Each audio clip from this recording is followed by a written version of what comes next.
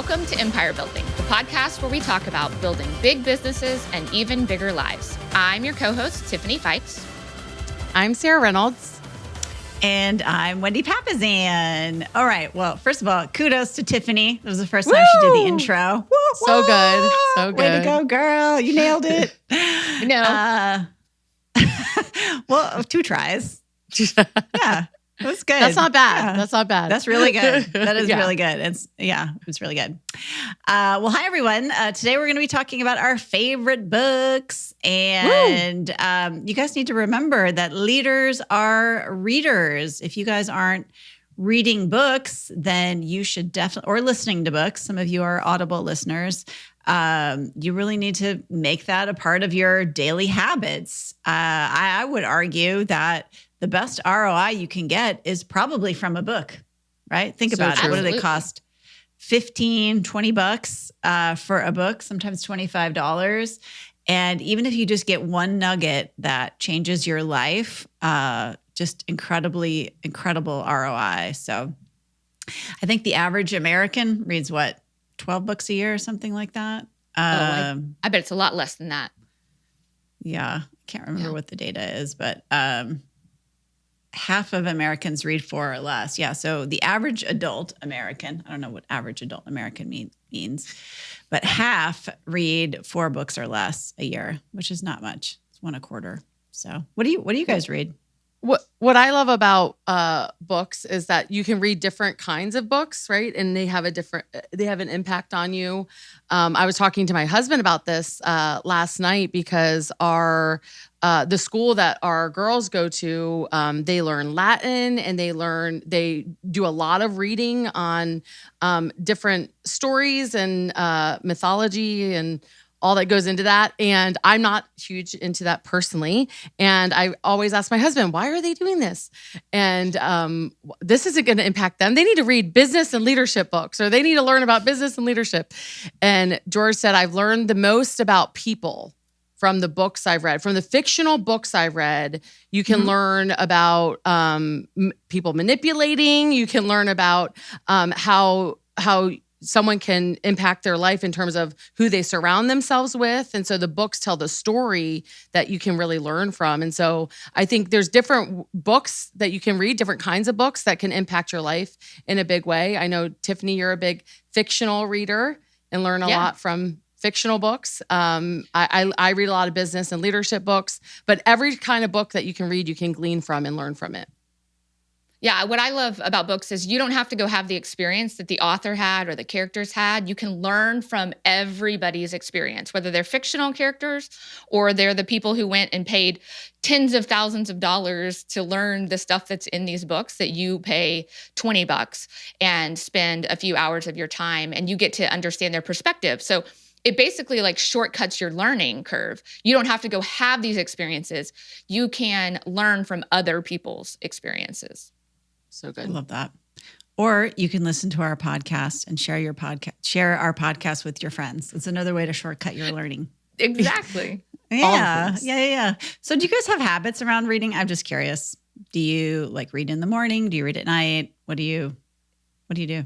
So I'm a listener, and so I take in a lot through listening. And so I have a book on when I get ready every morning. I'm listening to a book, and then it does take me a little bit longer because I like take my notes on my phone. So every book I do, I take notes on my phone. And then on the way to the office and then on the way home, a lot of times I use podcasts or books to sort of like decompress on my way home.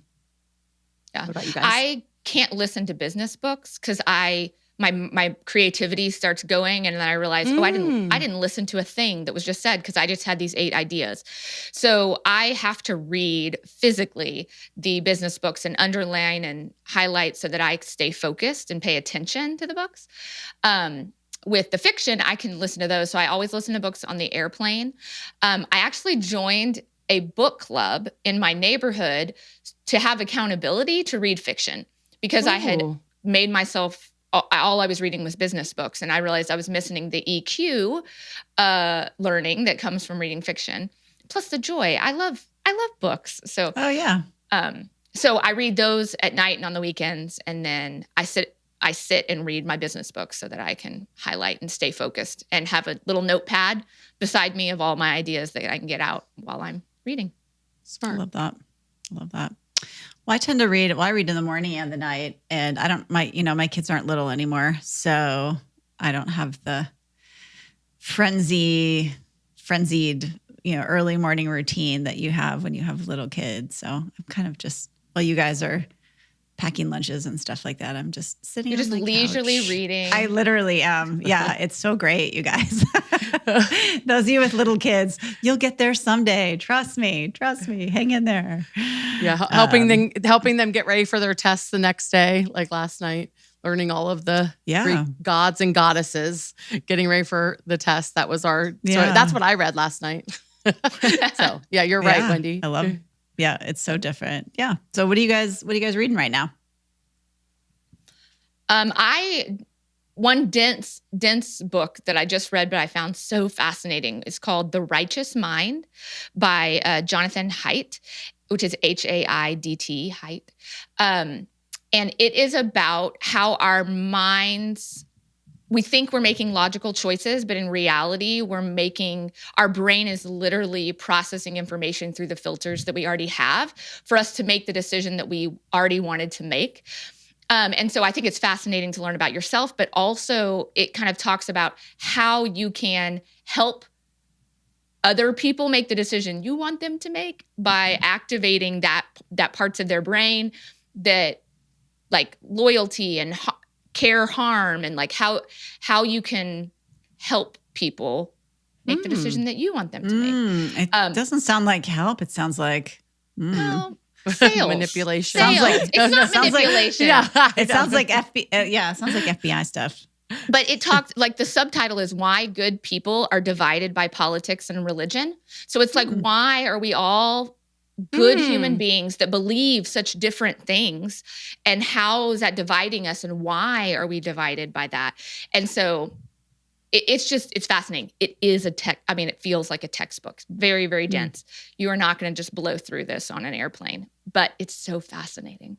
I love that. And I just a comment on my little joke about manipulation. Manipulation is a way of influence. If it's leading them to something good in terms of their goals, then that's always good. So I think it has a negative connotation, obviously, but it's a form of influence. So I love that. That's awesome. I'm reading What Got You Here Won't Get You There. And it has been super fascinating to read because I picked it up just because we're at this sort of critical time in the company of Empower Home in terms of going from smaller business, smaller minded thinking, the founders that came from the front lines of real estate to now, 340 plus team members. And so I've wanted to operate as if, like, what got us here is going to get us there. And I'm very sort of set in my ways. And so I was clashing with a lot of the leadership team on just like, no, we know the right way to do it, because this is what got us here. And then reading this book has been very eye-opening to me because, it has to be different depending on the phase that you're in. It makes me think of when we talked about the episode where we talked about the 6 personal perspectives and E to P. So from entrepreneurial to purposeful, and how you continue to hit ceilings. So what got you to this ceiling is not going to get you breaking through that ceiling. And so you have to look at things differently. You have to lead different. When you're leading a company of 300 people, everything you say is nitpicked. Not everyone knows your heart in the company. And so you can say something that when you were smaller, they heard it different than when you're bigger. And so, like, just the lessons that I'm learning from that book are really, really important for me right now. And so I highly recommend it. What do you think you need to do different? I'm just curious what's going through your head. The biggest thing is the way I communicate. And just instead of, my fix for that hasn't been me changing my communication. My fix has been, I need all 300 people to know my heart. Well, that's not possible. Like, I can't go to lunch with all 300 people, like, one-on-one, and get to know them and get to But it would only be once a year. Yes, exactly. And so And how you much do nothing else. Yes. Yeah. Yeah. And so it's like, it's more of me realizing that I'm the problem. I'm the one that needs to change, and how I need to think through how this could be heard from someone that doesn't know me, that doesn't know my intention and heart. And so it's more like I'm more of a communicating on the fly type of person. And so I'm now being more intentional about how I say things, when I say it, the timing of it. And so it's been a big learning lesson for me, because I actually hurt some of the team this year. They were vocal with that, about that, with the way I've said things, and that had never happened before. And so it's been a big learning lesson for me this year on just changing the way that I say things and making sure I'm thinking through how it could be heard. So. Well, and I imagine, especially, when we're in a season like we are now in the real estate industry, when it doesn't feel that exciting and we're not growing, and things are just a little bit more tough around the office. Yeah. And it's our job as leaders to, like, they're going to reflect our stress and the way that we talk, and the team was. And so, I mean, I was sharing with these guys last year, we did 34 million in revenue, but right now we're down 3.25 million in revenue compared to the same time last year.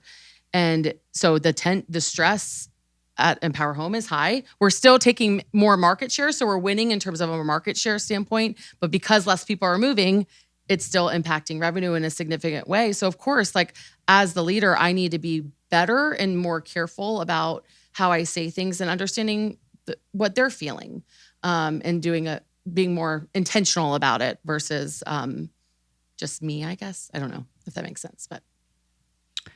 Yeah, well, that's a lot. That's a big shift. Yeah. Yeah, it's a big shift. What are you reading? Wendy? What am I reading? Well, I'm reading, so I always read what I think is a nice mix of business books, self-help, finance, investing, and fiction. And I would say probably my favorite book that Tiffany recommended to me is a book called Die with Zero by Bill Perkins. I always know how much I retained and enjoyed a book by how much I'm sharing it, because I'm just naturally, like, always sharing things. And so if I'm sharing a book a lot, I know it probably had a big impact on me. And this book is very kind of turns investing, the idea around investing, on its head, and really says, you know what, you should start spending your money so that you end up with nothing, which is very different than I've been taught, than I thought we were supposed to do. And it has some really great points. And Tiffany, feel free to chime in, because I know you've read it too, but it talks a lot about experiences. And it actually made me feel great, because in my 20s, I had a lot of experiences. And, I traveled around the world 2 times. I lived in New York City, and then moved to Austin when I was in my late 20s. And I always felt sort of like, oh, I got a late start, and I messed around with my career, and I didn't get started with investing, and I had kids kind of late, and all of that kind of stuff. And so this book validated my choices, which is probably why I like it. The book I read will tell you why. Yes. And what it said is that in your 20s, you can have experiences for so little money. Okay. Cause you are, like, when I traveled around the world for a year and a half with my backpack. And I estimate that I spent about $6 a day when I was in Egypt. I was there for a couple months. Wow. I spent so little money. I'd wait in line. I'd get my pita bread for 5 cents or whatever. And I wouldn't do that today. I'm sure I stayed in literally the worst hotels. So Yeah. It talks about, like, your cost of joy gets higher and higher and higher. So yeah, you may have more money, but it's going to cost you so much more money. And I know we saw kind of that same thing in our life when we were young and before we had kids. We spent $10,000 and we traveled across Europe for 6 weeks. We slept on people's floors. We did something called couch surfing, and we had the best time. And then, like, 5 years ago, to have a joy level with $10,000, that's only going to get me a week at Disney with my kids and family and like a bed that's comfortable and what brings me joy now. So True. I got 6 weeks of joy when I was 25 for $10,000. And now I get 1 week of joy for $10,000. And so invest your money into your joy and experiences when you're younger. Because if you wait until you're 70 to start spending your money, you may not even be able to do the things that you wanted to do before. Much less, you'll have to spend so much more money to be comfortable. It's like the antithesis of all investing books. This is so fascinating to me, listening to my most frugal friends, my 2 most frugal friends talk about this book. I love it. That is awesome. I'm like, wait, are we spending more now, guys? Or what have been the action items from the book? Well, so they talk about in there, first of all, your experiences are going to pay you valuable memory dividends. They talk about when you're older, what you remember is your memory is you go back to the experiences that you had. And so creating experiences for yourself and your family is something that's completely invaluable, and you'll never, ever regret doing that. And then they talk a lot about, dying with zero doesn't mean spending your children's inheritance. I think a lot of people are like, well, I'm saving money for my children. And they had a really good example of someone whose parents died when they were in their 40s, their late 40s, I think it was. And their parents gave them a good deal of money. And at that point in their life, they didn't really need that money anymore. They could have used it in their 20s to buy a house or to pay for a wedding so, really what they're saying is like, you want to give your kids money, whatever you feel is important to you along the way, but don't necessarily wait until, like, if I live to be 100, my kids are going to be 70 years old before they get, any money from me if they wait till I die. So why don't you give them, things along the way? Yeah, that was impactful to me. And I would say this is not like the first financial book you should read. However, once you've got a very good firm footing in wealth building and that sort of thing, it helps you kind of reframe and decide for yourself what's really most important to me. There's my frugal friend.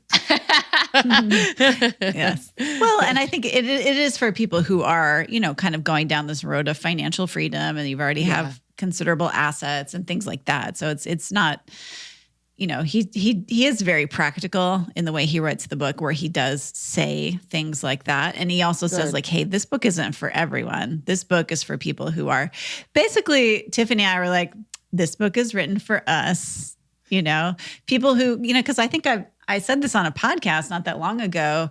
Jay was saying something like, oh, I need a new Kindle. My Kindle only works when it's plugged in. And this is somebody who reads like 50 books a year. I'm like, we'll just plug it in. Like, it's fine. He's like, no, he's like, babe, no, like, I like to have my Kindle on the airplane and this and that. I need a new Kindle. And here I am, I'm like trying to give him a hard time about $40 or $50 or how much a new Kindle is. So it's like that kind of thing, like that should just be like, oh, of course, buy a new Kindle because you will enjoy it so much, That brings him joy. His Kindle brings him joy. Yeah. That's awesome. Yep. I've got a couple more books that I would recommend.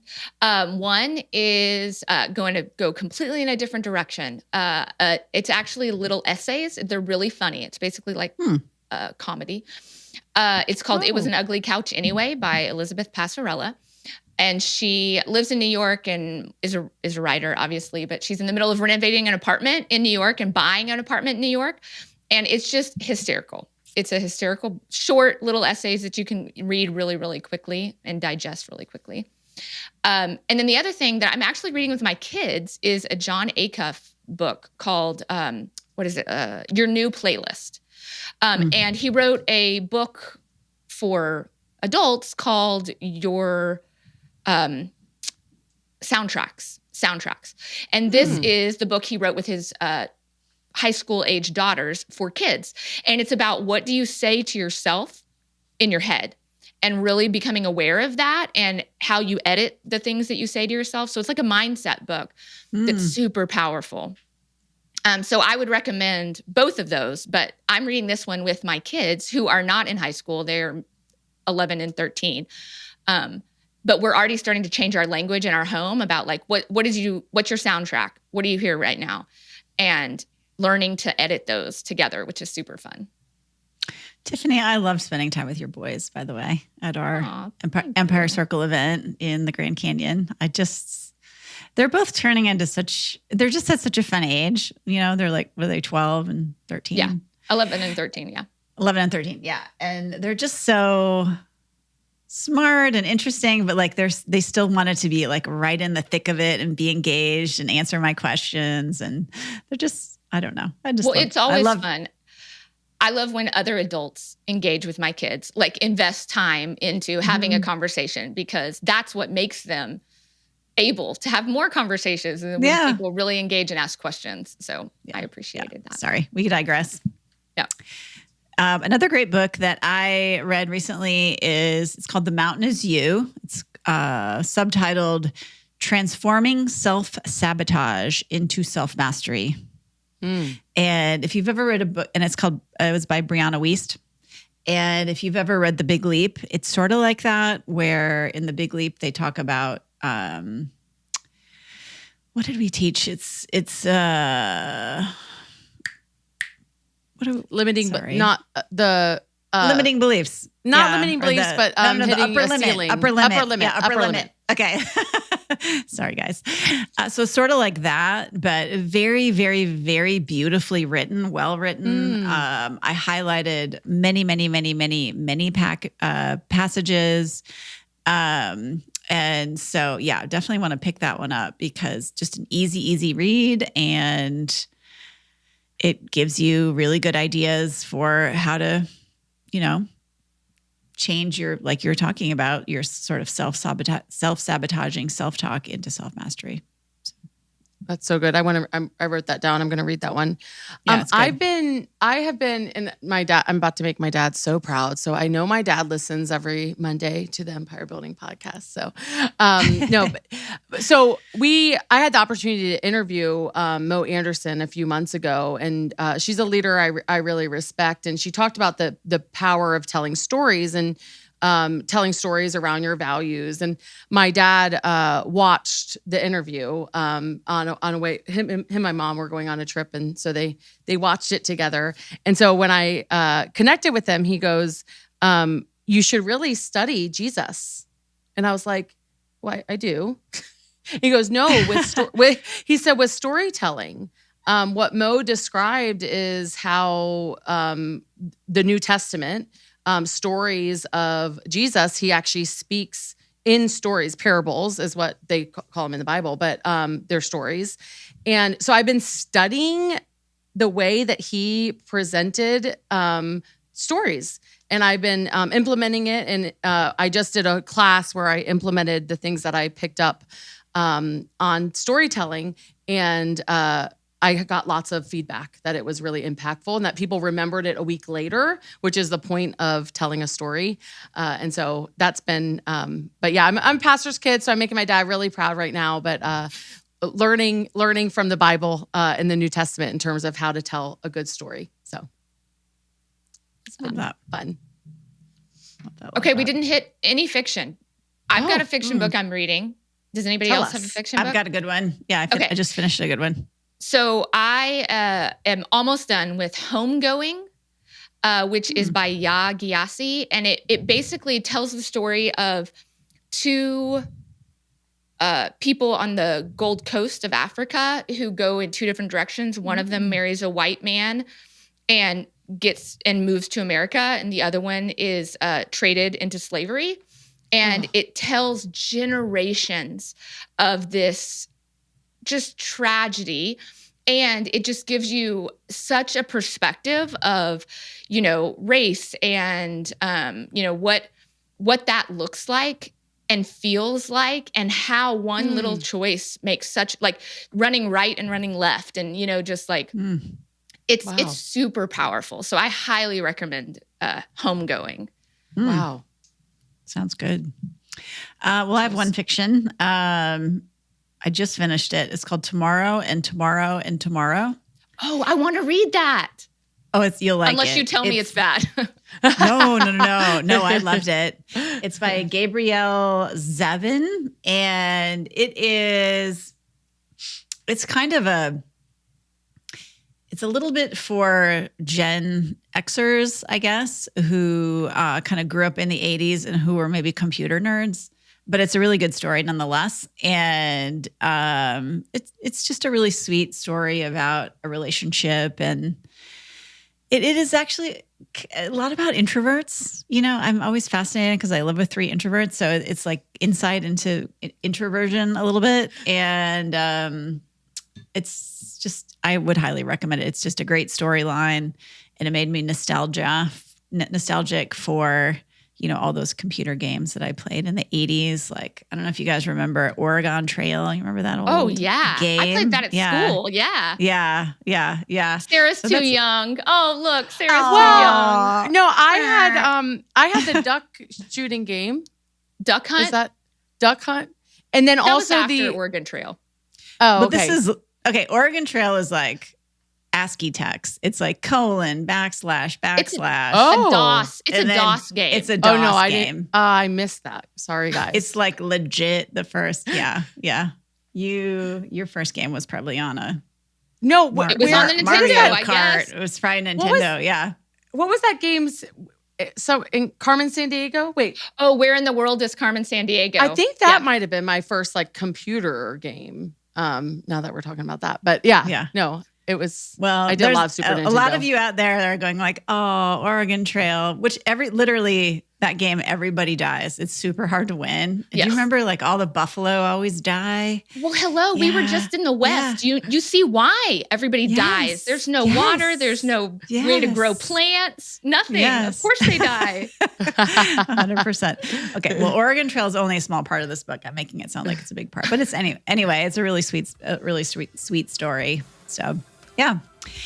So guys, hopefully you enjoyed this episode on our favorite books. We always like to check in with you. And if you have favorite books, we'd love to hear from you. Yes. So please always feel free to reach out to us on Instagram. That's usually the best place to reach out to me, and continue to go out there and build a big business and even bigger life. Bye, guys. Bye. Have a great day.